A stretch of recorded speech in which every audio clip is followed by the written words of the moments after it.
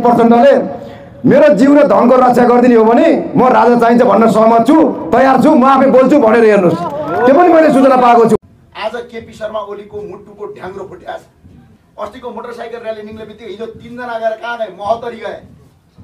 यो बाबा म खुलम चुनौती भन्छु, महोत्तरी जानु पर्दैन। यदि हिम्मत र दम छैन बालुवाटारमा मिटिङ गर न तिमीहरू। केपी आजै राजीनामा देऊ, जनताले तिम्रो राजीनामा स्वीकार गर्नेवाला छ। यिनीहरूको मिटिङ नै बालुवाटारमा हुने भइसक्यो। किन थाहा छ? बालुवाटार भित्र भएको यिनको सुरक्षामा बसेको कर्मचारीले कुन दिन टोक्छ यिनीहरूलाई त्यो यो केपी तन्त्र हो, यो गणतन्त्र होइन। यो हत्यारा प्रचण्ड तन्त्र हो, यो गणतन्त्र होइन। शेरबहादुर देउपा बोल्या छैन भनौँ किन हो? बालुवाटारमा राख्नु पर्थ्यो नि त मिटिङ यिनीहरूले। मधेसको महोत्तरीमा गएर मिटिङ बसेछन् हिजो 3 जना। अनि मिटिङ बसेपछि बरबार आउन सुरु गरे। त्यो बरबार आएको किन थाहा छ? डरले।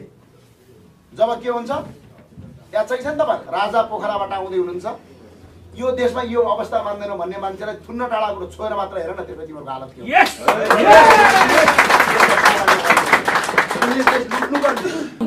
घरको पिल्लर बलियो बनाउन नसकेर हिसिलायानीको बाउको जुठो खाएर हुर्केको बाबुराम भट्टराई मुर्दाबाद, मुर्दाबाद। अब केपी बाजे त्यो दाउरा सुरुवाल फुकालेर दाउरा सुरुवाल होइन, अब तिमीले साडी लाउने बेला आयो केपी बाजे।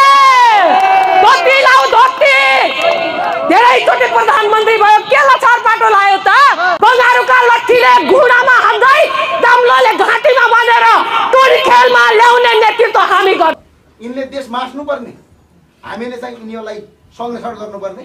थुन्ने थियौँ रे, अन्य देशमा थुनिया छन् नि, हामीले थुनेन। तिमीले दया गरे हो, तिमीहरूले नसक्या। सिधा भाषामा थुन्न त मात्र टाढा कुरो होइन। यदि असली काङ्ग्रेसका छोराहरू हुन्, छातीमा हात राखेर बिपीका कार्यकर्ता हुन् भने भोलि 25 आउँछ। किनकि बिपी कोइरालाको सिद्धान्त राजा सहितको प्रजातन्त्र होइन। डलरेका हुन्, एमसीसीका दलालका हुन्, यदि भनेपछि आउँदैनन्, केही फरक पर्दैन। असली हिन्दू राष्ट्र चाहने, असली नेकपा एमालेका महासचिव मदन भण्डारीका कार्यकर्ता हुन् भने आउँछन्। किनकि मदन भण्डारीले भन्नुभएको थियो राजा रहने, राजाले केही पनि असर पार्दैन, सामन्तवाद रहनु भयो। क्लियर गर्न, मौसमलाई क्लियर गरे चाहिँ यो देशको घृणित भ्रष्ट संस्थागत भ्रष्ट राजनीतिको अन्त्य, बलात्कारका घटना गरेर गृहमन्त्री लागेर जातीय विभेदको नाउँमा गृहमन्त्रीले भरभरको तागत लाएर भारतबाट सम्म मान्छेलाई सताएर दलितलाई दबाउने शासनको अन्त्य भयो भयो भयो साथीहरू। अब यो गणतन्त्र होइन, यो केपी तन्त्र हो। यो गणतन्त्र होइन, यो हत्यारा प्रचण्ड तन्त्र हो। यो गणतन्त्र होइन। शेरबहादुर देउपा बोल्या छैन भनौँ किन भनौँ? उहाँले राजाको वक्तव्यलाई त्यति विरोध गर्नु भएको छैन। अहिलेलाई शेरबहादुर देउपालाई म केही भन्दिनँ साथीहरू। उहाँ अहिले भ्रष्ट हो, देश बेच्नु हो, नदी नाला बेच्नु हो, महाकाली सन्धिका नायिका हुन्, गिर्जा उनी सबै। तर अहिलेको राष्ट्रिय एकताको मामलामा शेरबहादुर देउपाले चुइक्क मुख खोल्या मैले सुनेको छैन है। अब खोल्यो भने शेर देउपालाई पनि नेपाली जनताले छोड्ने छैन मात्र होइन, उनको निवास 14 रोपनी कम्पाउन्डको निवास मैले देखेको छु। बुढा नीलकण्ठ तपाईँहरूले पनि देखे होला। लाखौँ नेपाली जनता गएर शेरबहादुर देउपाले पनि राजाको वक्तव्यको विरुद्धमा भनेको, जनता र देशको वक्तव्यको विरुद्धमा बोल्यो भने दाम्लो छ, पश्चिममा बाँधेको दाम्लो छ। शेरे दाइ गङ्गारुका लट्ठी छन् हामीसँग, बङ्गारुका लट्ठीले घुँडामा हान्दै दाम्लोले घाँटीमा बाँधेर टोली खेलमा ल्याउने नेतृत्व हामी गर्नेछौँ साथीहरू। हो कि होइन? आउँछन् अहिलेका डलर खाने एनजिओका दलाल सहकारी ठगहरू हुन् भने आउँदैनन्। हामीलाई असली हतियार बोकेर यो देशको परिवर्तन गर्नुपर्छ भनेर आफ्नो ज्यानलाई बलिदान दिने मान्छेहरू भने आउँछन् त्यहाँ माओवादीका कार्यकर्ता। चन्द्रबहादुर थापा सागर माओवादी कार्यकर्ता हुन् कि होइन? कार्यकर्ता होइन, कमान्डर हुन् कि होइन? आज राजा चाहियो भनेर हिँडेका छन्। अहिले को माओवादी राजा चाहिँदैन भन्छन्? एनजिओमा काम गर्ने डलरे।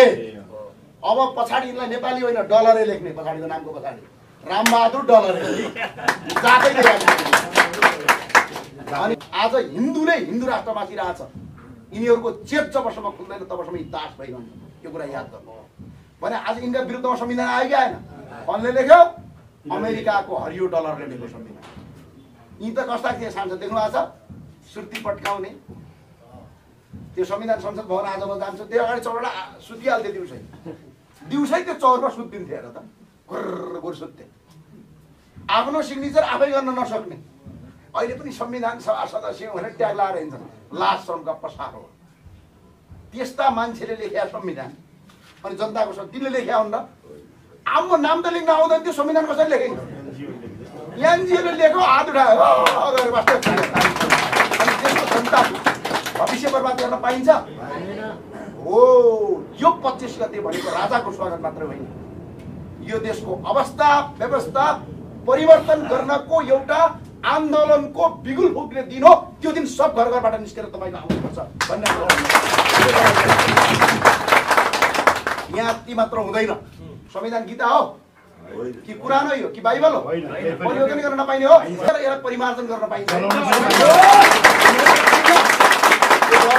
संविधान नेपाली जनताले लेखेका संविधान भए त जनताको हित विरुद्ध जान्थ्यो जुन देशमा 80% हिन्दूहरू छन् 2-4% दलालहरू छन् आज कमेन्ट गरेर बस्छन् अनि अर्का मिडियाका कस्ता सुकिल्ला मुकिल्ला जो मान्छे ठुलो थियो त्यही मान्छे दलाल रहेछ भन्ने थाहा भयो नि सबभन्दा ठुलो कलाकार पनि दलाल सबभन्दा ठुलो पत्रकार पनि दलाल सबभन्दा सोसाइटीमा म हुँ भने दलाल अहिले त निस्के नि चिट्टा आयो नि बाहिर ठ्याक्कै अब भन्नुपर्छ यिनीहरूको कुरा विश्वास मान्नुपर्छ यस्ता यी सुकिल्ला मुकिल्लाले देश बर्बाद गरे गाउँका किसानले होइन दाजुभाइ यो कुरा बुझ्नुहोस् त्यो भए हुनाले पर्सिको आन्दोलन सिर्फ राजाको स्वागत होइन राजाको स्वागत होइन यो व्यवस्था र अवस्था उल्टाउनका लागिको एउटा आगोको